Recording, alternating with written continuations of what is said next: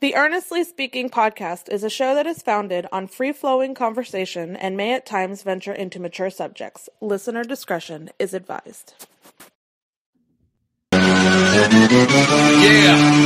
Earnestly Speaking podcast.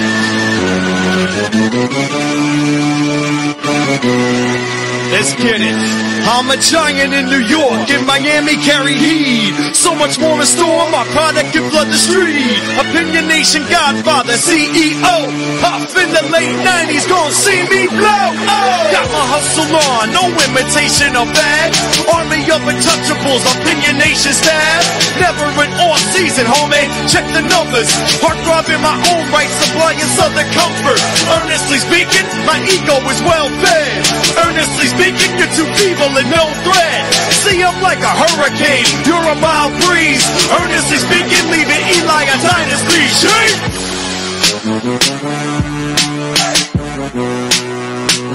Earnestly Podcast, Story Report on Earnestly Podcast. It is December 19th, 2023.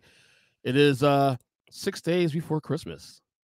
And myself and the student of the game, of course, Kyle. I'm assuming we wish you all right, guys, because next time, this is the last show before Christmas, actually. So, yeah. Kyle, hi. Honor, joy, and privilege as always. And, of course, let me be among the first to wish you a Merry Christmas and Happy Holiday. Yes, sir. We have got a lot to get into today. We're 3 weeks away from the playoffs. This is the nitty-gritty. This is the nitty-gritty of the race here. Let's start first because last night's game, Eagles, Seahawks, one of the guaranteed wins I had with the Eagles. By the way, guys, if you want to be a jinx, if you want to make money, pick whatever I pick against it. Golly jeepers, aren't the Browns good, EJ Christian? Really? Yeah. No, but seriously, Eagles lose 20-17 last night. And let's start here. Because we did this last week. And we said, well, the schedules are easy. You play Seattle, Giants twice, Arizona should be fine. Out the gate in that stretch, 0-1. Panic meter for the Eagles now. Well, and again, where is the line set? Panic meter for I guess overall, big picture. Let me break it down. There are levels to this, tiers. Absolutely. If you will. I know how fond you are of tiers, EJ Christian. You suck at rankings, but tiers makes it nice. That's so bad. FSU. I get it. I mean, listen, there's a joke in there, but I don't want to offend anybody in your household. The punchline's this, buddy. As far as number one seed, not great, Bob. Okay. As far as the division, the Cowboys did their best to help them out, man. Like, what are we doing here? You know, and I think everybody's finally warming up as deranged. I forget what the adjective was on your TikTok where I said the Cowboys are something I don't believe in until they win a playoff game on the road, right? Right. Somebody called me deranged or something. I forget the precise wording. Oh yeah, the follower. Oh, let me look it up. Keep going. But to that was the point I was trying to make. It's not that I see the Cowboys missing the playoffs. I'm telling you, it'll be pointless that they get there. But you know, at the end of the day, they'll have the opportunity if they're the fifth seed, which that's the way the path they're trending, right? That they'll supplant whatever NFC South team is there, probably with a losing record, or Baker Mayfield. I believe I picked the Bucks to get there on a 9 wins, which means they'll have a winning schedule. I mean, whatever. But yeah, the scenario exists where the Cowboys again are eliminated in round 2, and because they lost this past or their most recent endeavor, you know, with the Bills, that's in play, you know. So the guy goes because I put up on my TikTok the last week's show. I put up the clip of when we're talking about. Say EJ Christian, is that the Earnestly Speaking TikTok? No, it's Earnest Christian TikTok. My TikTok. Oh, bing! Yes. So I put up a segment from our show last week on the report where we're discussing whether or not the Cowboys are contenders, Super Bowl contenders. And this guy, obviously a Cowboys fan with a Cowboys avatar in his handle. A star, a Dallas star. Yeah. Nice, objective and well-meaned and logically sound source. This is clearly targeted towards you because I'm on the fence the whole thing. Well, you sure, said you're no. a Cowboy fan, of course he's not going. Calm down. He said to you that you're on drugs. Oh yes, that's it. I am not of a lucid state. Yes, that was a better team. Now Billy Lochner, who posted this on my TikTok. 6 days later, how you feeling now? How do you like me now? Now that they're on their way, I'll beat them again. And here's the thing though about the Cowboys though too, like if I did tiers in the NFL in general, forget the NFC, just in general, and we'll know more of this Sunday because obviously the 2 number 1 seeds, Baltimore and San Francisco, will be playing this Monday Night Football. Great Monday night game for the record. It feels like tier 1, San Francisco, door closed. Tier 2, to Baltimore's, maybe Baltimore. So what you're trying to say, if instead of Nick's tiers on First Things First, if it was Kyle's tiers, it would be the Niners, like he does the Chiefs, and then everybody else. Right, Niners, then maybe the Ravens number 2, and then like 3 is like the Chiefs and the Dolphins and all those teams. Ravens are definitely 2, I would think. I still want to see Baltimore compete with San Fran next week.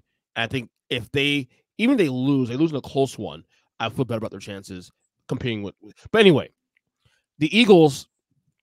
I said last week that if they lose in these games, I move to 6. It's got to be at least a 3, 4, 5 big picture. Like, look, will they win the East? I think they win the rest of the year. I still think. I know it's weird me saying that, and and like it's bad. Look, it's me bad saying that because I'm a jinx. I get that. They're playing the Giants twice. They're playing the Cardinals end of the year. They should win that division.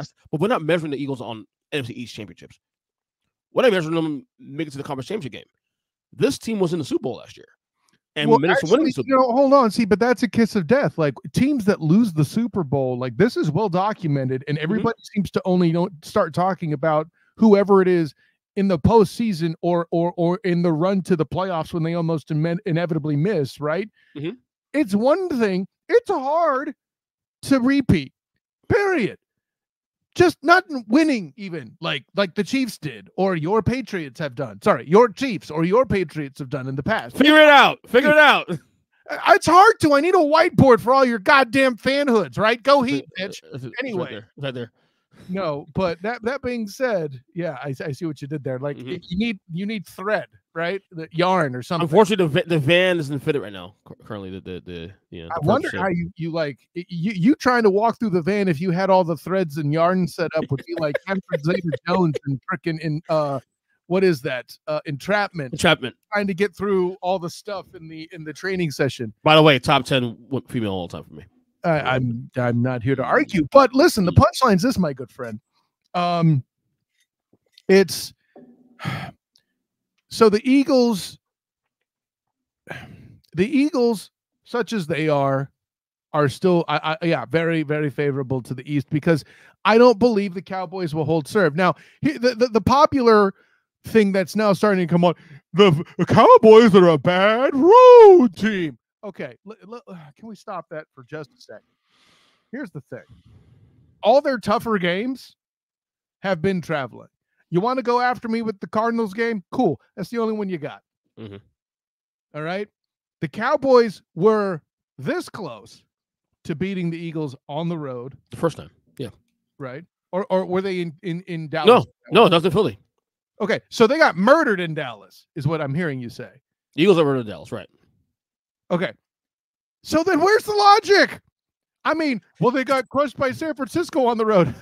Buddy, listen, that's a thing that happens. That has nothing to do with it being the Cowboys on the road. Okay? And I know EJ's like, Kyle, you've been more a homer than ever. Maybe I have, maybe I haven't. If you'll excuse me, it's not necessarily my fault the team I happen to cheer for is doing well.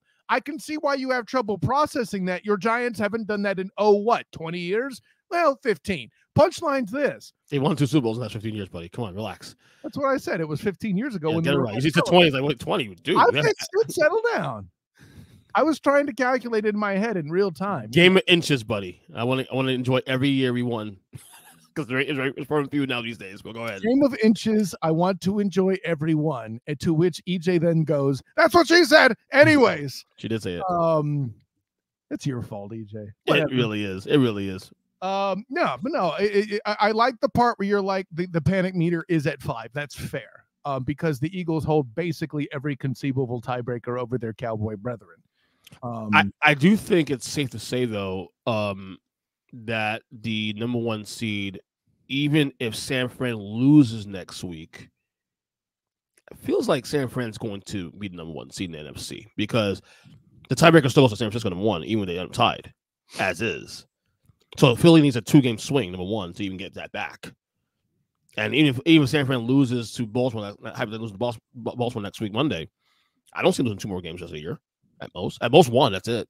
2 is pushing it. Because I think week 17 the Rams. The Rams. No, week 18 the Rams. 17 is game 17. Week 18 is the Rams. Yeah, I think they have the Commanders in that schedule too. Also, I think doesn't matter. It's a lowly team. Doesn't matter. It's not a team on level, so it doesn't even matter. So I'm the Eagles. I'm concerned, big picture, because again, you're trying to get back to the Super Bowl and win it all. And I get the stat you're saying, which is apropos, obviously. But look, to me, the goal is beating San Francisco. I think Philadelphia, after San Francisco, can beat anybody in the league. Can beat Dallas, can beat Kansas City, they made dead ready, can beat Miami. Hell, I think they're on level. I still think top height of powers, Philadelphia is still right there at Baltimore.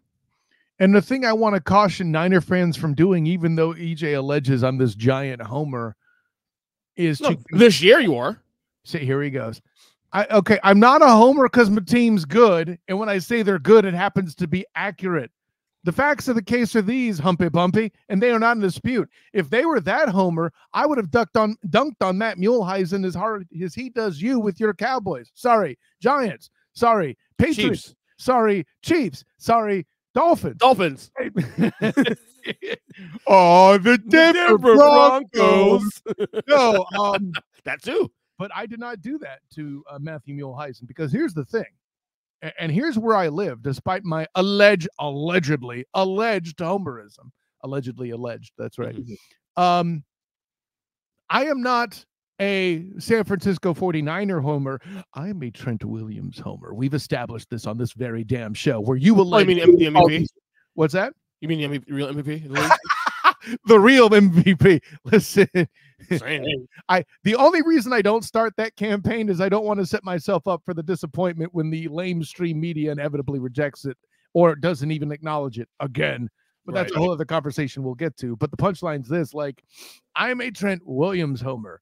And here's the thing, though, despite my, again, alleged homerism, I do believe I expect him to miss some time between now and the end of the season. I'm just not confident he can stay healthy through all of it. Hopefully for his look out. Hopefully for his case, though, it would be like resting week 18. That doesn't count. Right, so I'm saying hopefully his case. That's what I'm saying. Hopefully for his case. Well, no, that's right. Yeah, hopefully it is, because and Kyle, you said injured. That means he'll miss time. Not necessarily, too. I think what my previous sentence also excludes is the fact that injured and hurt are two very different things, and you could be hurt and still play, and he's been forced to do that in the postseason in the past. Mm-hmm. So but again, I feel confident with all the above, that the Niners to the conference championship is certainly a less bold statement than I thought in the offseason. I thought there would be a lot more struggling defensively, and not that there weren't hiccups, but and as good as DeMeco Ryans is doing in Houston, the fact that the Niners continue to thrive as they are, and then made the upgrade to thrive further, is a hell of a thing. I mean, I'm looking quickly at my whole. I predict the Niners getting back to conference championship Sunday, and I'm sure I'm not the only one, right? I had them there too, also. Yeah. So who's the bleeping homer now? All I says you're leading into this year. That's all I'm saying. You're leading in more to the Niners homerism than you ever had in 10 years. They're doing better, and the analysis forces that. You're the one leading into your homerism. You're the one that picked the Niners to play the Cowboys and then picked the Cowboys to win to get to the Super Bowl. That was in August before we had any information. But only a homer. Yeah, that's my point. History tells you that would never happen, that the Cowboys would beat the Niners in the playoffs. We know the analysis before the year starts is always about, okay, a feeling, and then, when you do, the season plays out, it becomes a fluid conversation. Your feelings. So here, listen, I might consider therapy, because if your football takes represent your feelings, reality is way different. Moving on. Well, here's a reality here in the AFC. The Buffalo Bills are alive again. 8-6. No. They were never dead. You just kept killing them.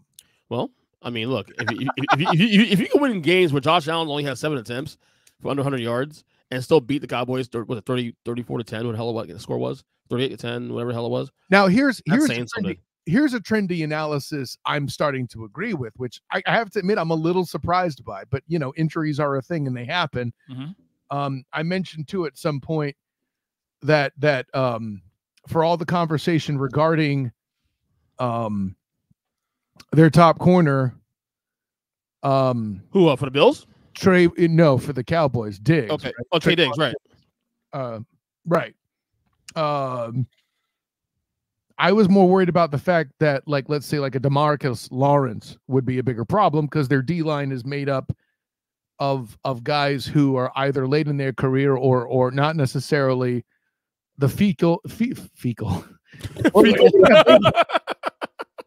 I mixed up focus and central and got fecal. Awesome. Wow. I don't get that. I transposed and put it all together. and I tried to say the two words at the same time, and it just didn't work. But fecal is, however, more accurate, because you see what they did stopping the run.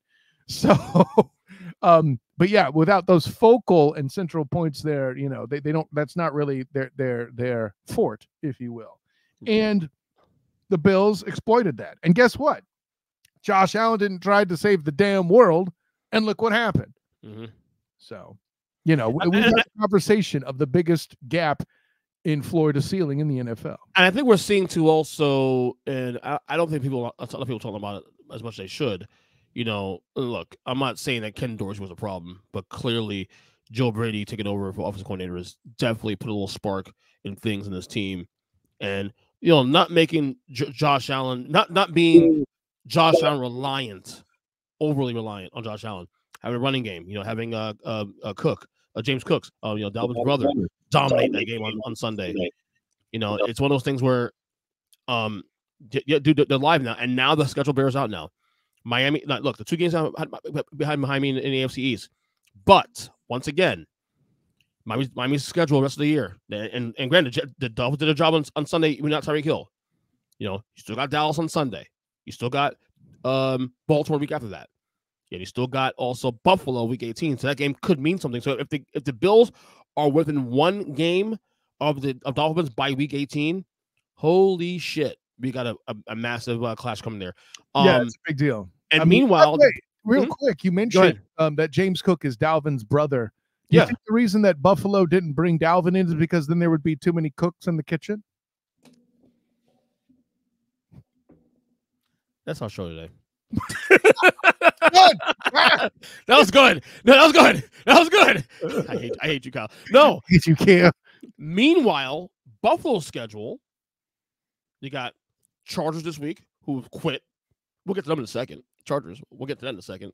And then the Patriots already doing his victory dance. Right. And then the Patriots after that. So optics-wise, it looks like Buffalo could be in play to steal the division again because of the optics. Well, here's the thing. Way back in August, I picked the Bills to make the playoffs. Sneak in as a wild card, mind you, because of their schedule. But Kyle, you said it was so difficult to start with. Yeah, it's easy as beep on the way out as well. And that's why I had them making it. Welcome back to reality. Mr. EJ has feelings. I think they're going to miss the playoffs. Pump the MF and brakes. Well, to be fair, injuries happen. Joe Burrow gets hurt. We didn't see that coming. The Chargers look like as a tough team in week 1 because they're the Chargers, but but that balances out. There's a number of other things. Right. Okay, no one had playoff. Well, okay, I had playoff threatening Houston at this point in the season, but I didn't have them 8 wins. Houston, but to be fair though, Kyle, no one had the Broncos fighting and doing all that. So I think that balances for Joey Burr. And actually, they're still in business. So what are we talking about here? But that all being said, you're the one that questioned the Bills specifically. And this is also why we love the NFL, though. This is why we love the NFL, because we think we know, but do we really know? Yeah, there's really like I said, there's never really been years where it's the Warrior Dynasty days, right? It's not as simple as the NBA. Now the NBA today is a little different now, but I'm saying the NBA in the mid aughts. Oh my God, yeah, no, and that's why I was specific to point out that I was talking about that specific year as an example, the Warriors Dynasty days, because the Sacramento Kings were a goddamn playoff team. I still can't. And they will be again this year for the record. It looks like it. I don't but they're good. They're good. 90s Kyle, I need to schedule time. Even me about to say this statement is fucked up. I'm glad I'm on your show so I can say that. I need to I'm going to say this out loud and it's going to be recorded and everything. Damn it. I need some time to sit down and watch some Sacramento Kings basketball. I mean, this is my podcast. I've been saying for the last 2 years. They are my favorite team to watch on League Pass. Well, you were the one. I thought the Magic were your most fun team. Or no, they were my most intriguing team. But my favorite team to watch the last 2 years have been the Kings. But there's so much fun. There's so much fun to watch. They are so much fun to watch, and they're so good. It's unfortunate they don't come to Orlando. I would definitely make time for that. No, hopefully get to cover them this year. Make sure you get. I don't think they're an Orlando home game. This no, year. They don't. They play twice a year. They one there and one here. So yeah, you'll get that game. I'll check the schedule. We'll talk. We'll circle back. Continue. Yeah. Okay. On the Bills though, but yeah. They're live. They're live. And right now, I mean, we'll get to the play picture a little bit later on the show. They're not in yet, but tiebreakers happen and things still playing out this next 3 weeks. It looks like they're going to get 10 wins at least this year, because I mean these next 2 games they should be able to walk through without issue. Chargers and Patriots, of course. So more chaos in the AFC. It is closer to you, Kyle. All of a sudden, the AFC South is live now. It's the toss-up.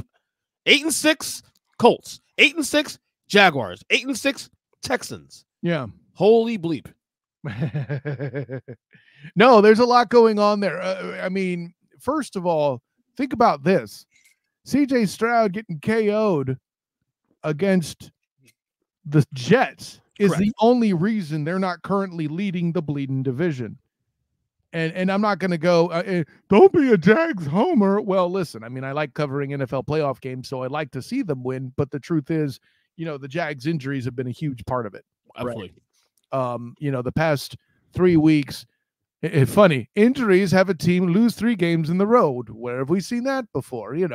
But the Colts, what they're doing. Listen, I'm going to have my guy Silu of Sports After Dark on the Student of the Game this week. Bing!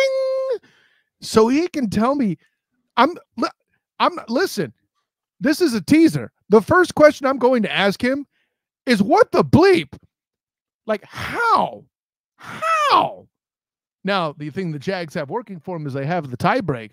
But in terms of the Texans and the Colts, they play each other in week 18. One of them can determine the future there, So the Colts are absolutely surprising. CJ Stroud doing good isn't surprising, but them, again, having 8 wins at this point and being one catastrophic bit of silliness to the Jets away from being 9 games in is absolutely amazing to me. And by the way, I tried to tell you, but you wouldn't listen, that they would beat the Titans even without CJ Stroud. I'm not here to tell you it was pretty, but it was Davis Mills versus the mayonnaise Messiah. I do feel like though the Jags still, even losing to the Ravens 23-7. Yeah, Ravens did their job. It does feel like the Jags gave them that game though. They play undisciplined. They left points on the field. And the Ravens took advantage of those opportunities. So yes and no. Right.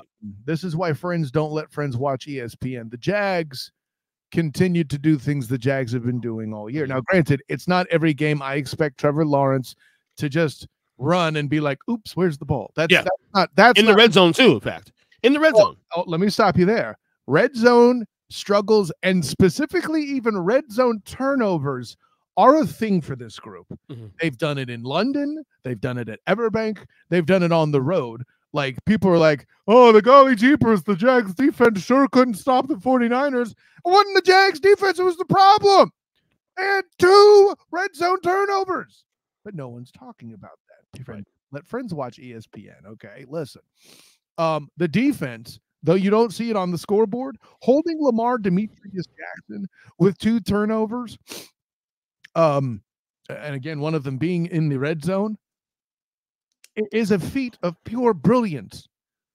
The Ravens were 2-5 in the red zone, okay?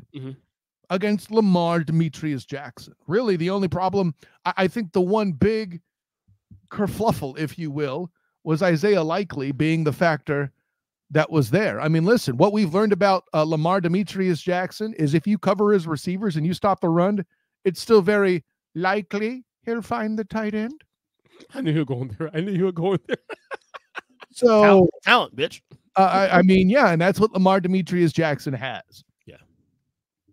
And we'll get to Lamar in a second, but we'll talk about MVP. That's why I stopped there. I could have kept going. We're getting there. Jag talent. Good news for the Jags. Look, I'm the ultimate jinx because I say this every week on the show. Oh, the schedule, easy. Of course, if you're a Packers fan, you probably want to put me on the cross right now because, dude, I mean, I said Packers schedule the lock to get NFC wild card. Let me say this on Big Jim Neese's behalf. We tried to tell you, but you wouldn't listen. I deserve that. Big Jim, I deserve that. Kyle, I deserve that. An 8-game swing, bro. Like, that's just a lot to ask any football team. I mean, again, I said last night on the Eagles game, Eagles, I don't care who we got. Drew Lock, Drew Barrymore, Drew Brees, don't matter. Eagles by 10. And we're up by 10 in the first half. And then, what happened? Anyway, I'm the jinx, though. So basically, I'm the jinx guy. Guys, I'm going to say it again. If you want to make money, whatever I say, go against. Not, I'm joking, really. In are you, though? I had a parlay this weekend. I had a parlay on the 4 o'clock parlay, to be fair. But anyway. You picked on the show. I know that. That's true. You got a point. No, but the schedule. Bucks. Yes. Next week. Big game. And not a gimme, though, because Bucks are playing decent football these last couple weeks. Bucks, Panthers, and one more there. I said it. That would be the Titans you're looking for. Thank you. The Titans to close out the year. It's almost like I kind of cover that team regularly or something. Yeah, I was waiting for you to pull me in, buddy. You pause a little bit. You even need to look it up to know the answer to that one. I mean, could they go 2-1 and still win the division and be okay? Feel good about themselves? Well, as I point out, by the time this pod is released, I point this out on the Jaguar Report. Bing! In holiday fashion, I might add. Go check it out. But I think there's a lot of assumption that everybody else does what they're supposed to do as well. The Texans still have the Browns and Colts on the schedule. The Colts schedule, which is relatively easy. I think it's the Panthers and Raiders or something. They still got to get through the Texans to do it. And by then I would assume CJ Stroud is back in order as well as Will Anderson. Not sure about Nico. Well, actually, no, wait. I think Will Anderson's out for the season. I'm trying to remember. I know they're down Tank Dell. And they should get Nico. I would think they'd get Nico Collins back by then too, and I'm not sure. But the punchline's this. By week 18, I think the Texans are in a better straight. I think they're not led by Davis Mills right then. You know, they could be in a position to at least play spoiler, if not propel themselves to the postseason outright. As an AFC South champion, though, you think, or no? And well, it's on the here's the thing.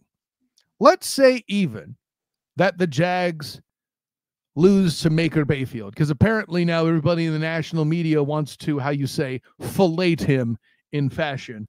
You know, he's been solid. He's actually one of the things on the list of things on top of. I mean, you know, honestly, I haven't watched enough Bucks football to probably answer that as well as I'd like. I do know and have said about the Bucks in the past that they have a roster And there is an autopilot element. There's a reason why Baker Mayfield has looked better as a Buck than he ever did as a Brown. That's not debatable because they have a great roster.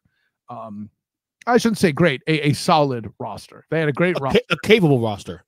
Yeah, capable is good too. If they had a great roster, it would have been a question. They would have never been competing with the damn fraud. I mean, there's a reason why I said take the over on 6.5 wins for the Bucks this year for the year started. Yeah, they got there. Yeah. I didn't dislike it. I said no bet because you just didn't know what you were getting into at that point. But I mean, you can have a losing record and still do better than 6 games. That's why that wasn't necessarily a bad beat. I'm not here to say that Baker Mayfield isn't dangerous. I am here to say he's good enough to beat a Jags team potentially with the injuries they have if they don't get Andre Sisco back. Among others, right? Tyson Campbell, etc. Mm-hmm.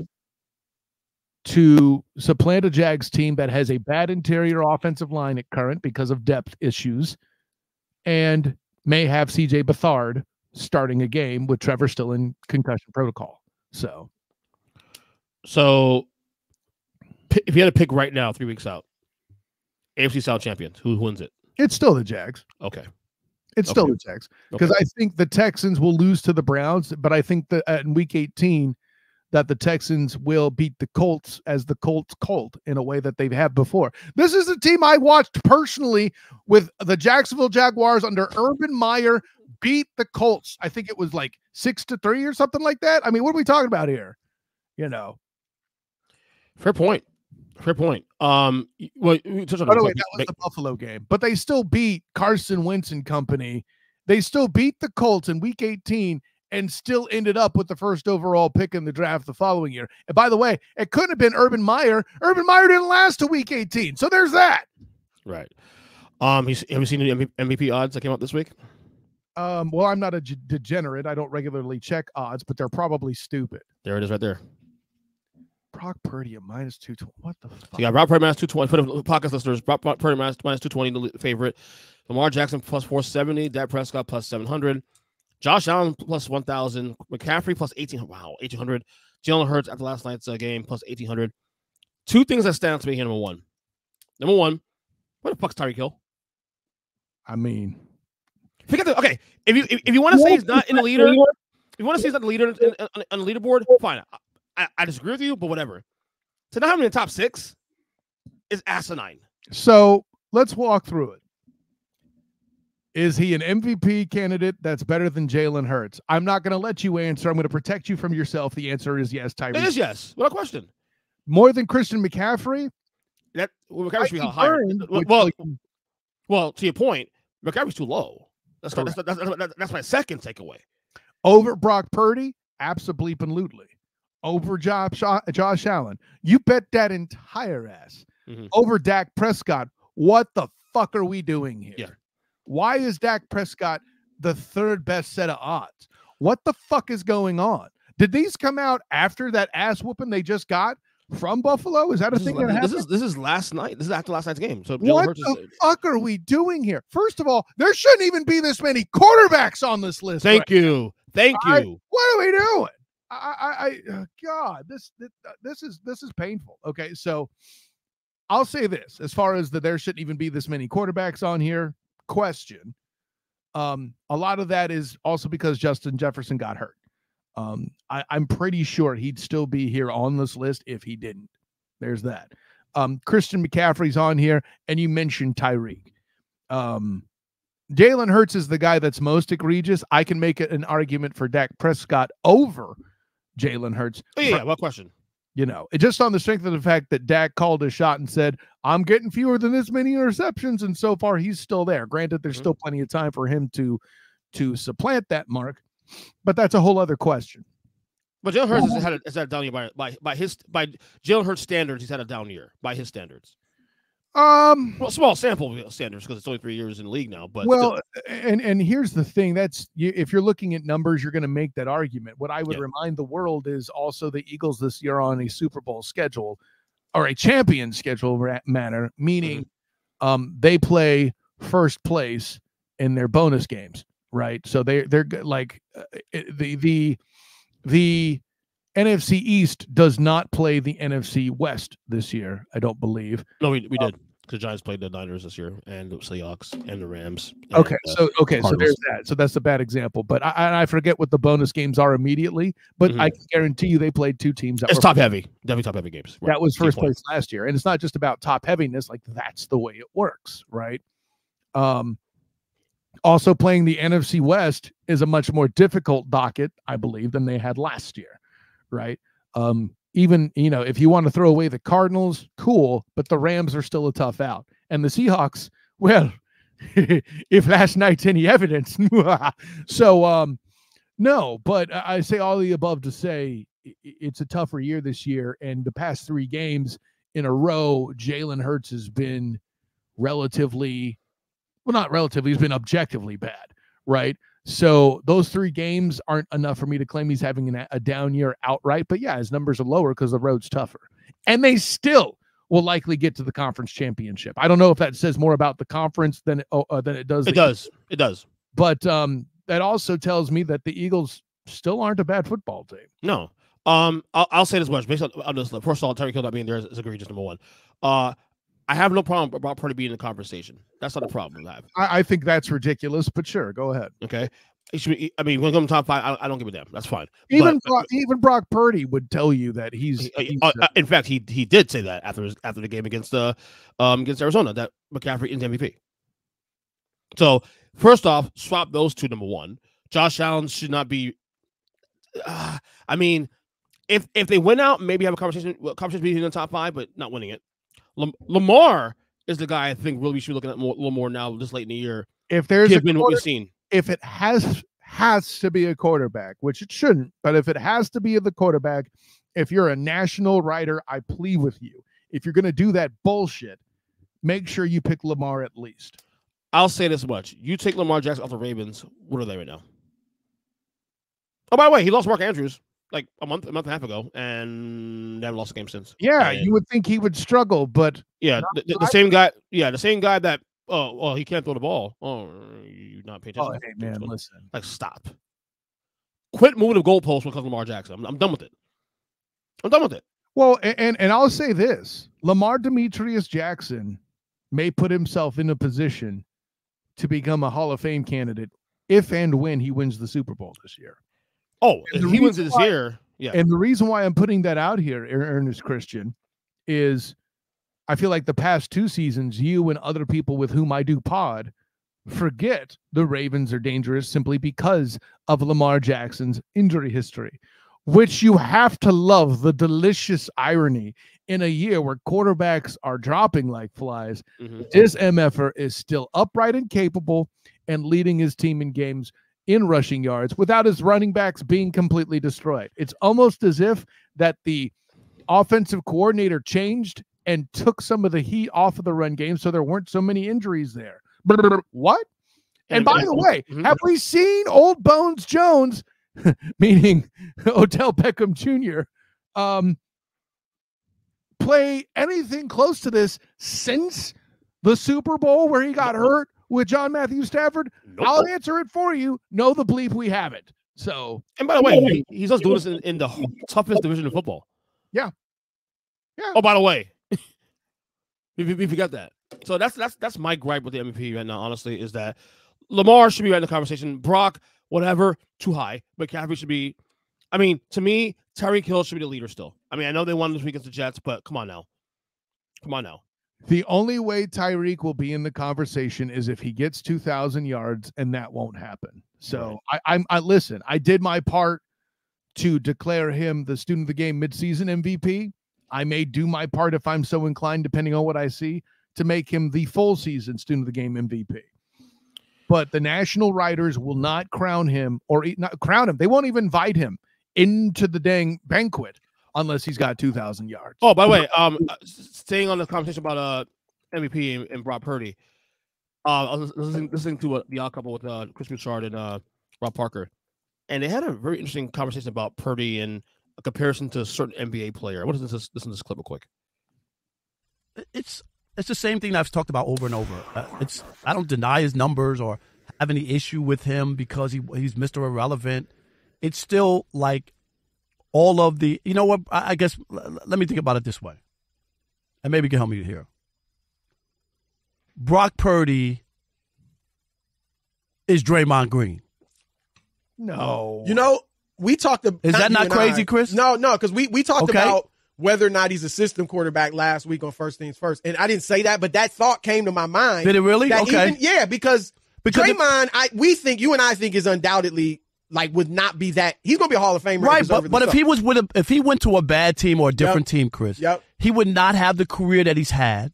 He would not be elevated to, like you say, going into the Hall of Fame. He wouldn't be. I could almost bet on it. We don't know, but you know what I mean. We don't know for sure, but yeah, most people hold that opinion, Rob. And your thoughts? No, that's asinine.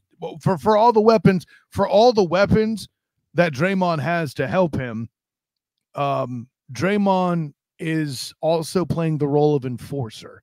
Draymond is an essential piece to what made the Warriors the Warriors. I'm saying you can flip out a Brock Purdy and do just fine. You know how we know? The Niners did it. That's the reason why Jimmy Garoppolo was so successful, was because they had that system in place. And by the way, it got better when they got Christian McCaffrey as well. I think the only thing that was stopping the Niners in the past was the fact that Garoppolo got hurt. Right. I think their point is, and you kind of made the point in some ways. Purdy, the Niners have done this with Garoppolo and whatnot in the past. If Purdy goes to X team, is that team as good as does Purdy make that team? Can I pick X team? Pick a team that's mid-level, I guess. That's you. Okay, pick one. Because my response is, if he goes to Tampa, he'll be just fine. What about Carolina? A little egregious stuff. No one's successful in Carolina. Okay. Patrick LeVon Mahomes II would have 5 wins in Carolina. Because their point is, Draymond Green goes to any other team in the NBA, he's nowhere as impactful. That's the point you're making. Okay, yeah, sure. But I think Draymond too, and granted, the nature of the fact that you have only 5 players on the court is a factor. But I think Draymond was a lot more dependent on what was around him than Brock Purdy. Brock who other teams Brock Purdy would find success with, in my opinion, include Baltimore, Philly, maybe not this year's Bucks, but certainly the Tom Brady year Bucks, right? The Jameis Winston Bucks, the ones that had 8 wins and amazing numbers, but the problem was opposing corners had as many receiving yards as Tampa Bay receivers, thanks to Jameis Winston, right? I think those examples apply. Now, that being said, let's support the point I think you're trying to make. Let's find another mid-tier team. If Brock's with the Rams, he's useless. If Brock's with the Falcons, actually, he might upgrade the Falcons depending on what we're looking at. If Brock's with, and I'm doing this from the hip here, that's why there's so much stuttering. With the Jets, he's an improvement. Holy yeah. So no, I guess I'm not agreeing at all with it. I think the only clue, I think the reason if I put Draymond on the Timberwolves, they don't get better. I think the only reason is conversation at this point now is that we saw, and it's obviously forgotten now because how good they've been in the last 2 months now, is that when you took away Trent Williams, you took away Deebo Samuel for 3 weeks, they lost 3 games in a row. Well, okay, that is not. That's what they're using as the example. They've missed Deebo enough in years past and been just fine. Deebo Samuel only lately has been finishing seasons. When he started, he was not. Okay, so that's a bad example. The case in point is Trent Williams, be it with Garoppolo, be it with anybody, is what brought this team down. Right. Because the offensive line bleeping matters. Draymond, if I put Draymond on the Magic, he does nothing. Right? If I put Draymond with the Lakers, that would never happen, obviously. I don't think they get significantly better. No, I don't think so either. All right, two news items before we get to our playoff locks for this week. The Chargers finally did it. They finally did it, those bastards. They fired Brandon Staley last Friday after their 63-21 loss to the Vegas Raiders. Any reaction to that? So I have to laugh that you're saying finally but in the news cycle, it's like, oh my gosh, they got rid of him during the season. And you know what? Technically speaking, I obviously agree with you. And it has nothing to do with Kellen Moore as much as our good friend Jim Neese would want to launch him into the sun. It's the fact that you're an alleged defensive specialist and you let that happen. Mm-hmm. I think a lot of people are surprised, like you, for example, that MFer was allowed to get to the tarmac. Okay. Mm-hmm. Like, yeah, obviously this, it only is up from here. As for coaching candidates, I don't think they'll open the wallet big enough to get somebody that's like one of these names that's out here. Cheap. I don't think they'll get Harbaugh. I don't think they would get an alleged Belichick if that happens. You're going to end up with an up and coming newcomer of some sort. You know, it would have been interesting if this happened when Lincoln Riley was a factor in the college space. And even then, I don't think that they would acquire Lincoln Riley because that too would acquire the opening of the wallet. So we'll see what happens. But yeah, I listen. All I can say is I don't really care who it is. Just make it an offensive guy that can capitalize on Herbert. Absolutely. I said during halftime, at halftime, I didn't watch the game, but I saw the score halftime, like 4-0. I go, dude, he's not making it to the weekend. And sure enough, Friday morning, he was gone. There you go. One other thing, our favorite quarterback in the world, Mitchell Trubisky, benched by the that would be Mitchell Trubisky. Yeah, either or. Man, the Steelers are falling apart. Hey, I believe it's G. Stelio's second favorite quarterback as the Bears draftee. By the way, I believe the Bears are still getting Christmas cards from John Lynch in the way that they got worked in the deal for the picks they used to acquire him. But people want to talk trash on the Niners and Trey Lance. Am I right? So Mason Rudolph is going to be the starter. I'm moving forward. Any thoughts? I mean, this is what desperation looks like. I think we may have our first year with Kenny Pickett, with Tomlin missing a winning record, but you know what though, in a world where Marvin Harrison was kept on the Bengals as long as he was, and rightly so, I don't think Tomlin's going anywhere. So like that speculation is dumb, and I know you're going to do it on this show because it's what you do because you're a clickmonger. Not this week, but in the future. No, I'm believing that one. Yeah, the answer's no. But it is out there though. I know it is. It's absolutely fucking dumb. Yeah. All right, let's get to it. Playoff locks. Here's the updated playoff picture for this week. As we now, wow, I love this, production value now for the podcast now. It's great. So right now, playoffs start today. Obviously, there's your one seeds now. And by the way, these two teams do play this coming Monday Night Football. Ravens Niners. Okay, so let's go to NFC first. NFC first. One seed Niners. Cowboys back at number 2 with virtually the Eagles losing last night. 3 is the Lions. 4 is the Buccaneers. 5 the Eagles. 6 Vikings. 7 Rams. Worth noting though, Eagles win out. Eagles win the division. They are the 2 seed most likely. So, and by the way, Lions got a break now because by both Cowboys and Eagles losing, they're in play for 2 seeds still. For the record, it's fascinating, isn't it? As much as people wanted to criticize Matt Campbell, they're still on the table. By the way, who had the NFC North threatening 3 playoff teams on their card? No, you didn't. Shut up. I mean, fuck no. Hell no. What sticks? In the NFC? Yeah. I mean, basically, your top 5 is about what sticks. And you can interchange Philly and Dallas. I don't think that's a struggle to believe. Also, well, no, there is no also. I think your top 5 teams are accurate. I believe that the Vikings are going to fall off. I don't trust the Rams to last. Really? Well, because they got at least one more loss coming up on the docket when they play the Niners in Week 18. If the Niners need that game, of course. If they need that game. If they don't, I still feel like the Niners can win it. Interesting. So right now, if I'm Kyle Shanahan, I don't let anybody stay around as a future problem. I stamp them out and murder them and make sure they aren't a fact. Let me wipe it too many times that you pussyfoot around with somebody and then they come back to make you pay for it. So let me tell listeners real quick, because you can't really see on the screen here. We're using a different graphic. We have currently 4 7-7 teams right now in the NFC. Now 2 of them are now currently 6 and 7 seed, Vikings and Rams. The Seahawks with a win last night, huge win last night against the Eagles. They're also 7-7. The Saints are also 7-7 as well too. Then you got 2 6-8 teams behind Falcons and Packers, but they're both fading. So like the Vikings schedule is going to hurt them. It's going to hurt them. They played Detroit twice, I think, at the end of the year. And I think, and yeah, so I think I don't think that holds. I like the Rams' chances, honestly.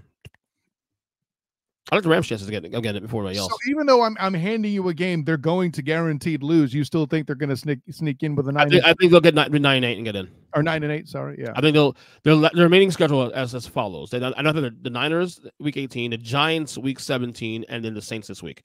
That Saints Rams game huge. Yeah. So you see, but I see the Rams eliminating them too. I don't care who the Saints. Right. So the Saints are out. Aaron Charles Donald is going to scare them. Right. So I think the Rams are getting in. So I'm gonna obviously Niners stick to 1. I think Eagles stick. Well, I think Eagles will stick the 2 seed. Because of the Cowboys schedule and the Eagles have an easy schedule going forward. Detroit obviously won. They didn't win the division.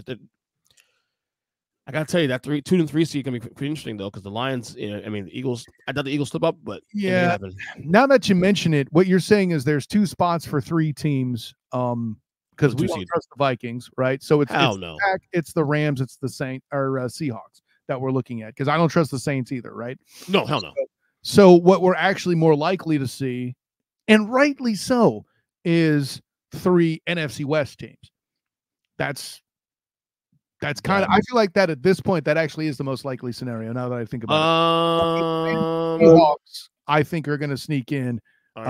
Well, the schedule is getting a little easier now that they got through this gauntlet.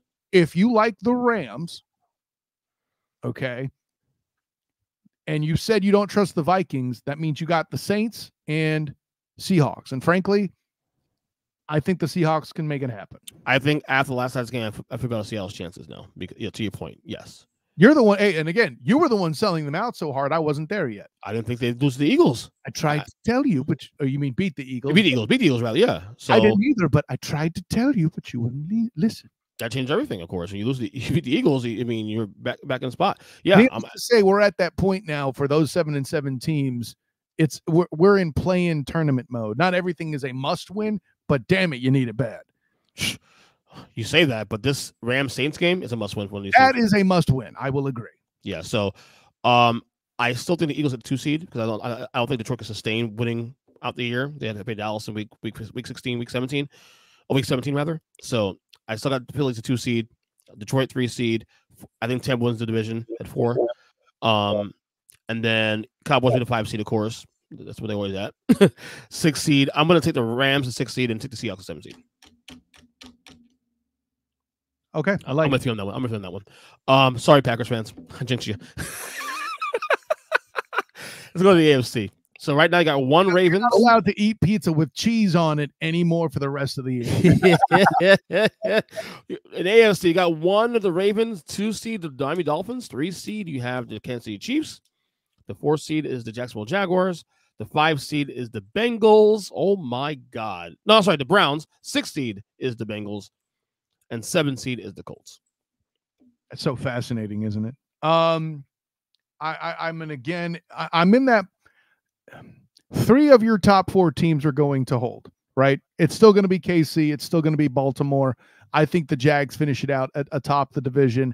But if you want to flip-flop it with the Colts, okay, fine. I'm going to say you need to flip-flop it with a top 3 AFC South team, because the Texans, I believe, are still a factor if they can recover from injury fast enough. I do think they lose to the Browns next week, so that's problematic for the Texans. And I think the Colts will then lose beat the Texans to finish out the year. So I know last week, either on this show on Huddle Up Podcast, bing, that I said I was confident in the Texans. That was before CJ Stroud hit concussion protocol. And his injury situation got as bad as it did. He should be okay this week, though. We don't know yet. Okay. This being Tuesday of the week, we don't know that yet. It's possible. One, I might even say it's plausible. But I'm not. We don't know yet. I love the Bengals story. I just don't think it holds. Going to the schedule real quick because that's the argument against them. Yeah, but as you look Steelers this week. I think but since I know you're going to ask, the Browns are going to make the playoffs. I will make. That's done now at this point. So, anyways, carry on. Bengals schedule: Steelers this week on Saturday, Chiefs, and then of course the Browns, which they can't see the beat no matter who's quarterback. Yeah. Well, actually, no, and it's not no matter who's quarter. I mean, has Browning played the Browns yet? I don't think that's happened. No. So, will Jake give Cleveland a Browning? That's quite possible. I see you there. That being said, I think it might happen because the Browns won't need the game. Now, granted, you've heard my philosophy. I think Stefanski should do their best to eliminate them because you don't want to see them a second time after you mercy. But I don't think the Bengals hold. I don't think. I'll say this: if the Bengals do beat the Chiefs, we need to start having the conversation of if the Chiefs will make the playoffs at that juncture. That's interesting. Oh no, they'll get in the playoffs because of the division. Yeah, it's because their division is bad. But I should say was whether they'll get a playoff win. That's Denver because they would need to lose out and Denver wins out, which Denver could win out because of the schedule going forward. Because now they play the Chargers, Raiders, and Patriots now in whatever order of that. So Broncos still in it. I like the chance still to get close to 10 wins this year. Well, yeah, let's table that. I think. Okay, so let's lock some things real quick from on my end. Even though they play next week, I'm still okay with Baltimore locking up number 1 seed because I think first of all I think they'll beat Miami in 1. So that's a prediction out 2 weeks out. They beat Miami in 2 weeks. So 1 seed Baltimore, I'm locking it up. 2 seed Miami, I'm a little testy on that because Baltimore, I know I locked them last week as the AFC East champions. I think I'll still keep it, but I'm a little more reluctant now because of the schedules now and Buffalo's schedule getting easier the rest of the way. I think Miami will find a way to win at least 2 games of the 3. 2 of the 3. Yeah. I'm saying that with reluctance though. So let's hope. The problem is I'm not sure the Chiefs will pass them, but it's possible. Well, the problem is now because of Miami's schedule. Well, the Chiefs beat them head to head too. So that too also. So I think that may end up playing out depending on what Miami does next couple weeks. So I'll keep the doubles a lock, but I'm a little reluctant on that one. Well, I'm on the fence. This is why I never locked them there because I know what a lock actually means, and I don't have a locksmith on speed dial like you do. So that's true. Well, remember, I have the fan. Remember, I have to. Oh, that's a great call. Listen, utilizing your resources to help. Exactly. Just like any good law enforcement officer. There you go. You get me. Chiefs are locked no matter what. They're in the AFC West no matter what. So I'll lock them up to 3 as a 3 for the time being. 4 seed. Man, there we go. I'll go Jags, man. I'm not locking them. I'm not locking them. I will lock the Jags simply because their remaining schedule is so bad. Even after Tampa, it's Panthers, Titans. Okay. The Bengals, I'm not locking because that schedule's still tough. That's 6. 5 Browns, I'm locking the Browns at the playoff team at this point. Colts, hell no. And in fact, the Colts as a playoff team. I'm not there yet. Because of the schedule. Their schedule is Raiders, Panthers, and Browns. No, Browns is Texans. Let me see real quick. It's and the thing I read you going into the show is why Falcons, Raiders, Texans. Falcons. Yep. I said Panthers. I beg your pardon. AFC South trash. That's my point. But yeah, Falcons, Raiders, Texans. That's a pretty easy schedule. I mean, the Raiders will put up a fight though. You gotta give them that. Sure, and it'll be a close game that I see them losing. What do you want? AP is playing for a job. DeForest Buckner will not allow him to succeed. Okay, I'm not ready to lock him out yet because Denver's schedule is easy, and if Denver needs problem. I'm trying to not fence sit. So right. Denver needs 1 game swing to get climbing that 7th spot, and their schedule is Patriots, Raiders, and Chargers. There's something to that, but again, division games are wonky. That's true. It's very true. By the way, Sean Payton making the playoffs. Coach of the year. Be a very interesting conversation should it happen. Yeah. Buffalo schedule, like I said earlier, it's obviously Chargers, Patriots, and Miami. They're in it, but Colts. I mean, that Colts schedule, man, that gives them an advantage. I tried to tell you. Listen. Yeah. Texas. This is gonna be a fun end to the year, man. God, because and the thing is, we say schedules all the time. We say schedules, but then then the games are played, and then like, and then you jinx a team, and all hell breaks loose. That's what happens. I jinx the Packers. Easy schedule. 0-2 since that schedule. Your Cowboys lose to the damn Cardinals or something. That's week 3, man. We can't use that again. But that's still a factor. Everyone still has that as a win, bro. Come on. Yeah. So it's gonna be a really fascinating win, motherfucker. And that's why, as the title of the show is today, it truly is a week-to-week league. It really is. Plug away, buddy. Honor, joy, and privilege, EJ Christian. Also appreciate you getting in this just in time, so I'll be on time to pick up my dude Corbin from VPK. Yeah, absolutely. Listen, a lot of fun. We're gonna do it again next week. We'll do it again tonight when we record the Huddle Up podcast with a hopefully recovered Jim Neese. Sounds like he is, though, from what he told us yesterday. Sounds like he's on exactly. By the way, Ernest Christian, get a hold of your life and check out the In or Out Sports Debate Show with my guy Cunningham. My co-host from the Duval Dive, Travis Holmes, jumps aboard. There will be some moments in it for both me and Travis. When you listen to it, all you'll be inspired to say is talent, bitch. So with all that in mind, of course, I'm Kyle Nash, the student of the game. You can find me on Twitter at the SOTG. Find me on Instagram as the same, the SOTG, and Threads as well, the SOTG. Find me on Facebook as the student of the game. Check out my writings with the Jaguar Report. I give an assessment of the current state of the Jaguar situation, much like we talk about it, but I do it with a little holiday magic. So make sure you check that out on Jaguar Report. By the time you're listening to this on the podcast, I can almost guarantee it'll be up. But yeah, si.com/Jaguars, part of that Fan Nation area there. Of course, I write as well for the 3-point conversion. Check out my writings around the Cure Bowl. That waterlogged thing. 11 fumbles taking place, folks. What a fun time around there. So check out the write-up for that game. And also look out for when I cover the Citrus Bowl and Pop-Tarts Bowl with the 3-point conversion. Pop-Tarts Bowl? Yeah. Nice. Oh, yeah. My blood sugar's going up that day, homie. Anyway. God bless your A1C levels, brother. Yeah, right. This is what happens when you blow up your kitchen for the remodel. I digress. Yep. Yeah, so look out for those in the coming weeks after the holiday. And of course, wait, pause a second. That's not done yet? What? The kitchen's not done yet? Let's not go there. Oh my God. With that in mind, on the 22nd, this coming Friday, is also the Gasparilla Bowl in Tampa, where I'll be covering UCF for the Black and Gold Banneret. Check that out as well on the blackandgoldbanneret.com. I'm sure you'll see the Night Shift podcast as done by the Night Shift. That's right.